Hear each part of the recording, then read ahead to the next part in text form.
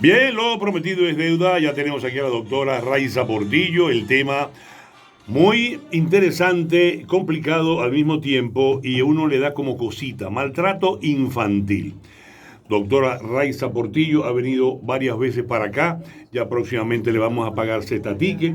Estamos ya metiendo el... No, mira, Raiza Portillo es mi hermana de la vida. Entonces, bueno, vamos a ponchar a Raiza. Estamos saliendo, por supuesto, en Mundo UR Regiones. También vamos a salir en mi Instagram, que es Julio, @Julio Torrens, y mi YouTube también, que es Julio Torrens 1. Eso lo vamos a editar y lo vamos a colocar ahí. Bueno, Raiza, por ti, mi vida, bienvenida una vez más. Muy gentil en aceptar la invitación. Gracias. Cuando hablamos de maltrato infantil, oye, yo me imagino a mis nietecitos queridos, que son unos ángeles, que la mayor tiene 6 años y son... Ay, Entonces, yo digo, ¿cómo es posible que hay personas que pueden maltratar a los niños? Bueno, que el maltrato en general está mal hecho, pero uno se imagina un niñito de 4 o 5 años. ¿Eso sucede o no? No, eso sucede. Es más, hay un maltrato que ocurre desde la etapa fetal. Porque el maltrato es el abuso que se le haga a un menor de edad intencional, no accidental, porque muchas cosas se quieren tapar como si fueran accidentes. Llegan los niños a la emergencia y el papá dice que se cayó, que se dio con esto. Y eso es mentira. No son accidentes. Muchas muertes ocurren en menores de edad que son tabuladas como accidentes, arrollamientos, inmersión, y resulta que son causa, consecuencia de un maltrato.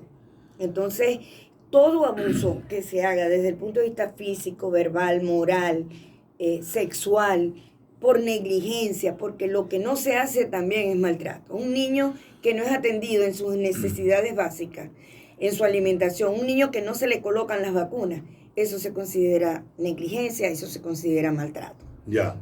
Ahora, estamos hablando, perdón, del maltrato, le pegan al niño en este caso también. De todo tipo, físico, verbal, rechazo, pero abandono. Psicológicamente, o sea, ¿debe ser una persona enferma o eso dentro de nuestra idiosincrasia es algo normal? Bueno, hay varios factores, ¿no? Por supuesto, una familia donde hay violencia, donde hay una disfunción familiar, donde hay adicciones, donde inclusive algunos autores hablan de algún miembro de la familia que esté preso por algún delito, ¿verdad? Gente que haya sufrido maltrato cuando era niño. Todo eso influye en las malas condiciones del ambiente, el hacinamiento, la falta de una vivienda adecuada, o sea, unas condiciones socioeconómicas muy deterioradas. Todo eso influye en el maltrato, porque es que el maltrato es un problema médico, es un problema social y es un problema legal. ¿Ok? Entonces, ¿qué pasa con el maltrato? Que generalmente no se denuncia. Y en la medida en que no se denuncia, vienen las consecuencias a largo plazo, que van desde desnutrición, intentos de suicidio, enfermedades de transmisión sexual, embarazo, hasta un homicidio. O sea que eso tiene ciertos niveles y eso ocurre. Y Ahora, ocurre... en el caso de denunciar, si es en la casa, ¿quién sería el responsable de denunciar eso? ¿Uno de los cónyuges? Deberían ser los padres. ¿O un hermano? Lo que pasa es, ahí es donde está una de las cosas que más llaman la atención, que generalmente el depredador, el maltratador, es alguien cercano a la familia. A veces es el mismo papá biológico, a veces es un padrastro, a veces es un primo, un tío, alguien que visita la casa. Ya. Entonces, por eso es que es tan importante que la familia, primero que la familia tenga un... ¿Esto se estará oyendo bien? Sí, todo perfecto. Que la familia tenga un buen ambiente. Enseñar a la familia a evitar la violencia familiar, que no hayan adicciones. Eso influye para que no haya maltrato. O sea que lo ideal es que nosotros pudiéramos hacer una prevención primaria. O sea, que no haya maltrato, que ningún niño sea maltratado, que todos los niños sean protegidos, es nuestra obligación. Pero a veces que ocurre el maltrato y después vienen las recurrencias. Ya eso sería un nivel secundario. O sea, una vez que ha ocurrido el maltrato, evitar que recurra, que se repita. Cuando dijiste maltrato a nivel fetal, ¿en qué consiste Ok. eso? Eso se llama abuso fetal. Pero, Sí, ¿qué ¿en qué hacen? consiste? Bueno, la madre que sale embarazada, que proviene de muy malas condiciones socioeconómicas, no se cuida su dieta, no quiere ese embarazo, son embarazos no planificados, generalmente si son adolescentes, eso es un problema de salud pública. Claro. Entonces viene el abuso. Si la madre no se cuida, si la madre tiene adicciones, ese bebé, si la madre está estresada, ese bebé está sometido a problemas graves en la maduración de su cerebro. Porque es que el maltrato produce lesiones a nivel del cerebro. Es muy importante enfocarnos en esto. Si se le hace una resonancia a un niño maltratado cerebral y a un niño no maltratado, vamos a ver la diferencia. En el niño que no es maltratado tiene muchas redes neuronales, muchas conexiones. Es increíble de que estamos hablando en este caso de Maracaibo, estamos con la doctora Raiza Portillo. ¿Existe en Maracaibo alguna estadística donde esto En Venezuela. en Venezuela, por decirlo así, pero bueno, específicamente en Maracaibo, no sé, ¿hay estudios de que eso es tan frecuente o no? Bueno, el Ministerio Público a mediados del año 2023, el mismo fiscal denunció o anunció al país que habían habido hasta junio de 2023 2000 y pico de casos de denuncias En Venezuela. Y que ellos tenían más o menos un promedio de 11 denuncias por día. Dios. Eso es grave. Gravísimo. Y ahora se nos hace más grave la situación y yo creo que es importante hablar de esto porque tenemos dos casos. El caso de los papás que se van para el exterior a trabajar porque aquí no tienen medios y quieren ayudar a su familia y dejan los menores en manos de terceras personas. Esos menores están expuestos a maltrato, a abuso sexual y sufren. Pero se supone que se lo dejen a gente de confianza. Se supone que puede ser, por ejemplo, yo creo que una figura protectora pudiera ser una abuela. Exacto. Pero no sabemos si son tíos, si son primos, no sabemos con quién los dejan, con personas que ellos creen que son de confianza, pero entonces el niño que no tiene a su papá y a su mamá sufre por el vínculo, necesita la protección de sus padres y eso produce estragos en la parte psicológica del niño. Eso es un trauma psicológico para el niño, pero por otro lado tenemos el niño que se va con sus padres y tiene que estar en un refugio. Los niños que están en asentamientos, los niños que son que viven en zonas aledañas a la guerra, o los niños que se van con sus papás de aquí de Venezuela. Y los que pasan por el Darién. Los que atraviesan el Darién están Dios muy mío, expuestos. Aquello Su vida he visto videos expuesta, terribles. Y también son muy vulnerables al abuso. Y en Venezuela hay una situación muy particular, porque también tenemos que hablar de la pornografía en los niños. Aparte del abuso sexual, en la prostitución, niños que son esclavizados para que trabajen. ¿De qué edad estás hablando? De diferentes edades, desde la etapa preescolar hasta la etapa de adolescencia. El adolescente forma parte de la población pediátrica. Ya. Entonces esos niños, en estos días yo vi algo por ahí de unos niños en Afganistán que eran los que producían, los que elaboraban las alfombras. Eran solamente niñitos de 4 años en adelante, hasta que uno de esos niños que lo había entregado el papá para esclavitud, ¿no? Y él recibía una remuneración por eso. El niño logró que alguien se diera cuenta de la situación y él se salvó. Pero él empezó a denunciar lo que estaba pasando con los otros niños y se logró sacar a esos niños de la esclavitud. Y ese niño, en ese transcurso, cuando él estaba denunciando la situación, que ya creíamos que estaba salvo, ya tenía en las manos como un adulto mayor, muy deteriorada. Ese niño lo mataron. Ay, Dios. Le dispararon por la espalda. Ellos mismos. Sí, se tocó intereses creados. Claro, y Entonces, hasta ahí llegó. Hasta ahí llegó.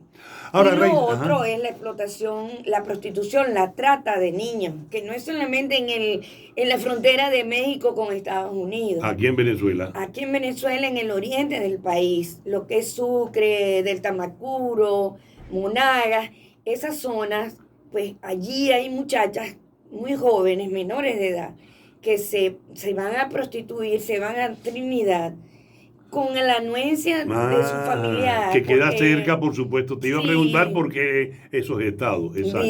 viven cerca y relativamente cerca y ellas consiguen esa forma de vida. Eso es trata de personas, de niñas. ¿Hay algún mecanismo?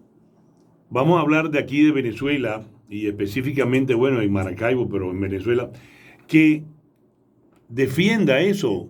¿Y qué pasa cuando se denuncia ese tipo de cosas que obviamente se cae en el peligro de que vuelva a suceder? En este caso, ¿qué pasa con el niño? O sea, ¿lo dejan con se supone, el abusador?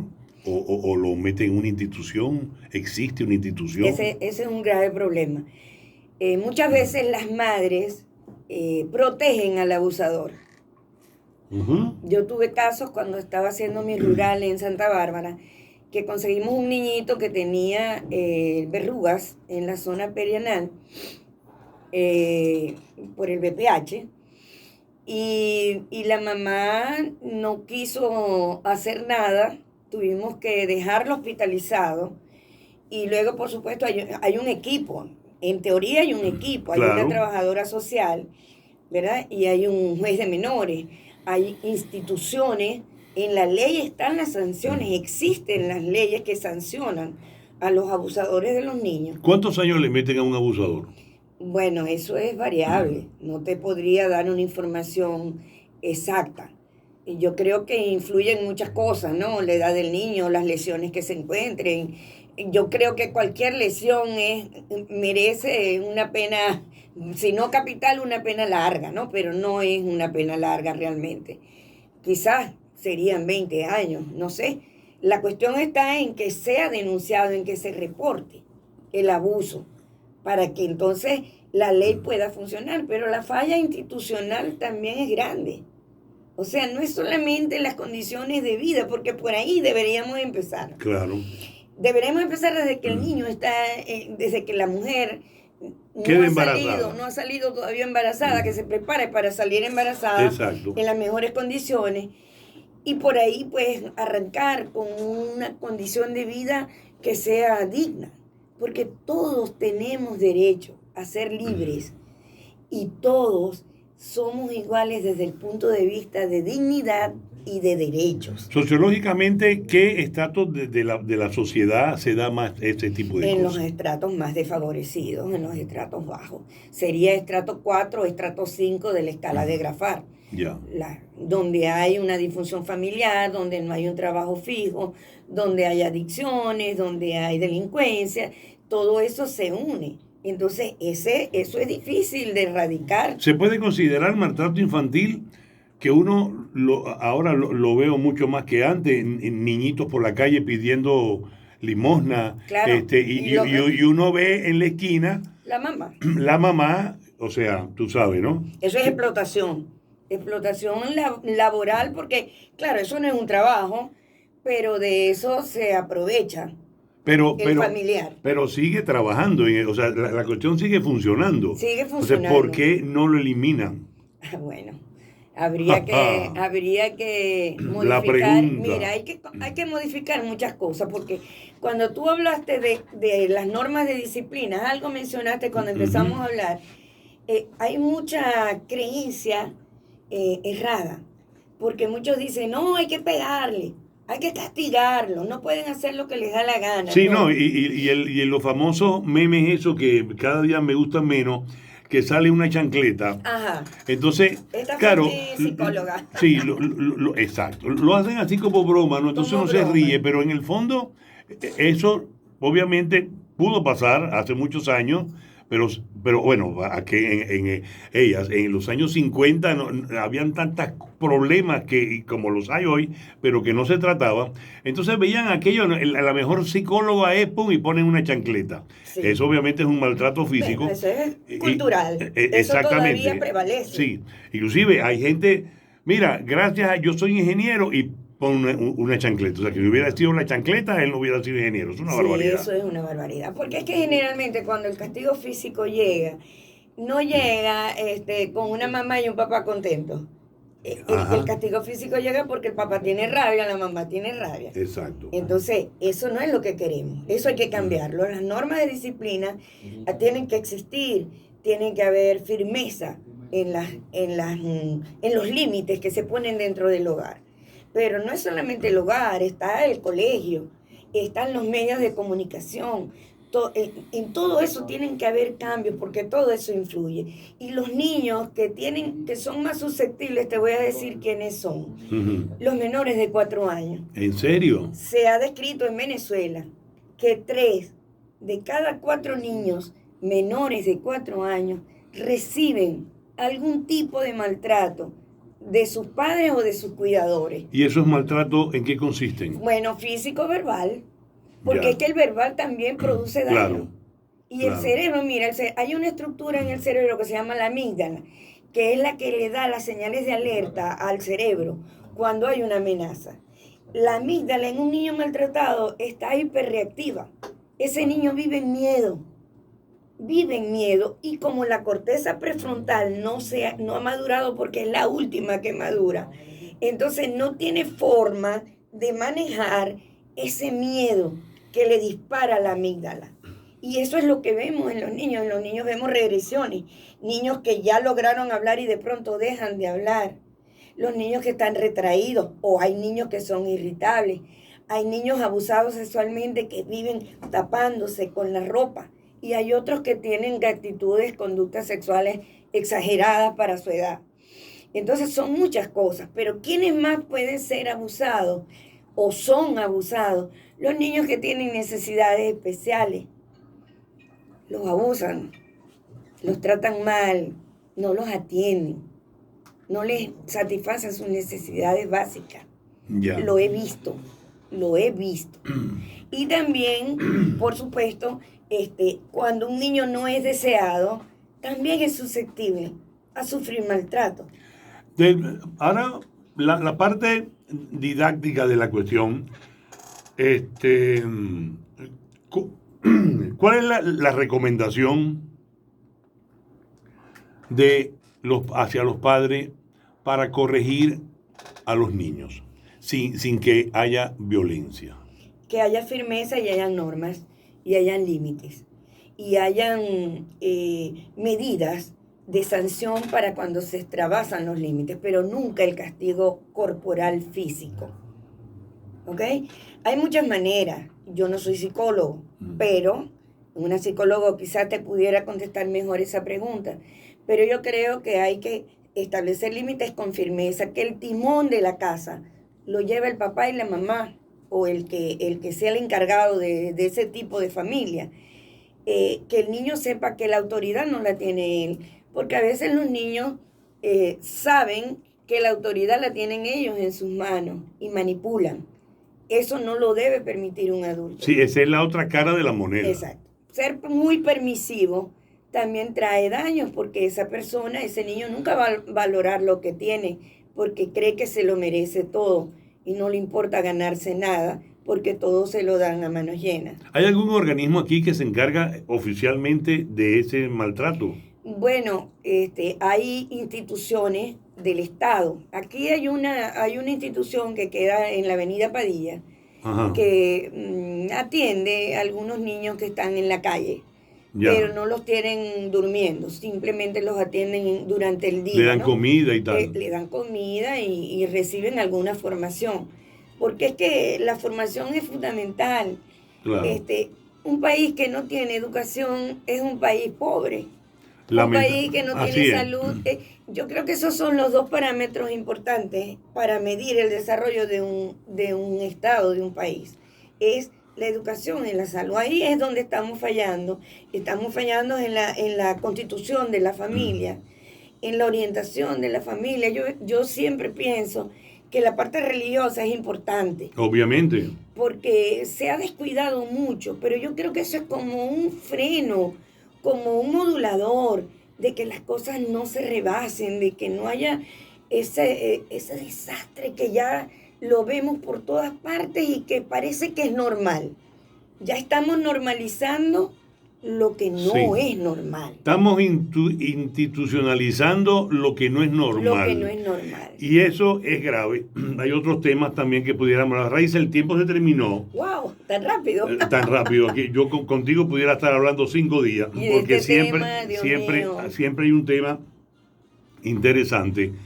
¿Alguna red que te puedan conseguir, algún teléfono donde atiendes tú también? Porque es importante que personas como tú, que existen, y gracias a Dios en Maracaibo, que se encargan de esos temas, uno lo pueda contactar.